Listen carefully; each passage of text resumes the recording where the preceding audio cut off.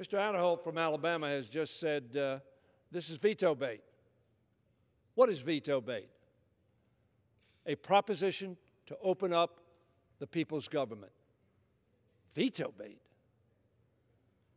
And what is the Republican position? Unless the co-equal branch of government, the House of Representatives, says yes to the President of the United States, you will continue to support ad infinitum closing down the American government. Our Russian I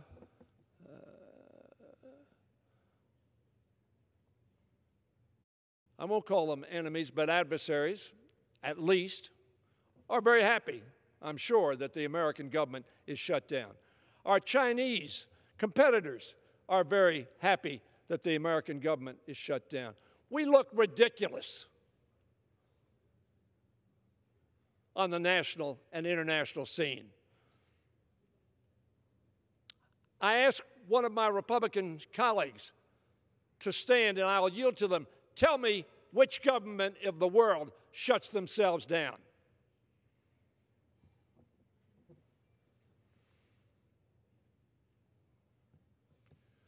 You're correct. The answer is I can't find any government in the free world that shuts themselves down. Is that what you won't vote for, opening up your government, the people's government? Is that what this fight is about? Or is this fight about, Mr. President, you tell us what to do? Mr. McConnell says he won't put anything on the Senate floor that the President won't sign. My, what a co-equal branch of government we are. The Article 1 says we make the policy. We decide what's rational to spend $5.7 billion on. When experts tell us this wall won't work, but Senator Cornyn, Senator Graham, Senator Kennedy, other senators have said this is not a good investment. And by the way, somebody else who said that was Mick Mulvaney some years ago, who's now Chief of Staff at the White House. This is not a partisan issue, and this is not about the wall. Nor was it about the ACA. Nor was it about the level of education funding when Gingrich shut down the government, or when Ted Cruz and the Freedom Caucus shut down the government. Thank God for John Boehner, who had the courage to put and say, shutting down the government does not make any sense. It's a stupid policy. Thank God for John Boehner, who came to the floor, notwithstanding the fact only 87 of his Republican colleagues would support him. And with all the support of the Democrats, we opened up the government after 26 days. Now, we've exceeded it this time. And what happens 2 weeks from now when the President says, either you do it my way or no way, or I'm going to shut down the government? We are paying a high price, Mr. Speaker, for shutting down this government. Not only the 800,000 hostages that have been taken by the President of the United States, with the complicity of his Republican supporters in the House and in the Senate. 800,000 people. 440,000 of them forced to work without getting paid. 360,000 of them sitting home and saying, how am I going to pay my mortgage? How am I going to pay my car payment? They don't know. I talked to a veteran just 3 days ago who represents a lot of veterans organizations who said to me, do you know the highest reason for veteran suicide? I said, no, what is that? Fiscal uncertainty. We have a lot of veterans in the federal government. We have a lot of veterans who are either laid off or working and not getting paid. We are creating financial instability and anxiety among our employees. What a stupid way to run a business. Yesterday, we had a motion to recommit, and it was to strike opening up the government in the United States. That was apparently, as the chairwoman has expressed, a poison pill for my Republican colleagues. Mr. Speaker, I don't get it. We were sent here by our people to make their government run more efficiently and effectively for them and for our country. And what have we done? We've said, if the president won't agree to opening up the government, we won't either. Yes, we've tried every kind of alternative. Open it up in 7 days.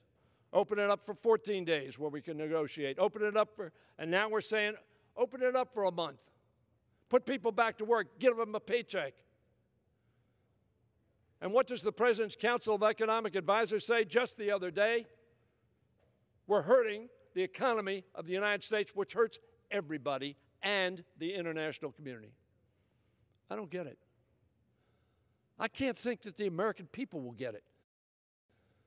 That their Congress sits supine and says, we will only pass something if the president says it's okay.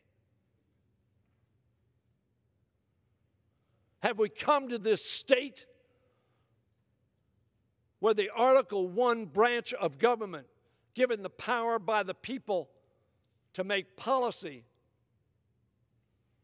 says to the person in the second article, given the responsibility of executing policy, tells us, you guys who make policy, don't do it unless I tell you you can. How sad. How lacking in respect for our own responsibility and duties to sit idly by why not only 800,000 people are held hostage, but by millions and millions of millions of others who are served daily by those 800,000 people. I plead with my colleagues, stand up. Reject this policy of shutting down government. Whoever does it, whichever side does it, and we don't do it. We don't believe in it. Mitch McConnell doesn't believe in it. He said it just a few years ago, it was a failed policy. And he, Senator McConnell, was the guy that opened up government. That's what he said. And he's now abandoned that, unfortunately, to the detriment of our country. Not just to the detriment of our federal employees, to the detriment of the country. Mr. Speaker, I would hope every American would call their member and say, look, you guys have differences, that's all right, but don't shut down my government. Don't hurt my economy. Don't hurt my neighbor. Don't hurt my mom and dad. Don't hurt my child.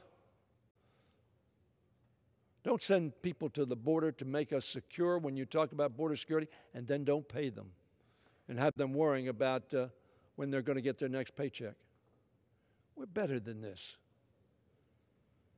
The Congress ought to be better than this. In a bipartisan way, we ought to say to the President of the United States, we're for you, against you on this, that, or the other policy, but we are united in the fact that we do not want to shut down the people's government. Pass this bill. Send it to the Senate. Let's open this government. It's the right thing to do. I yield back.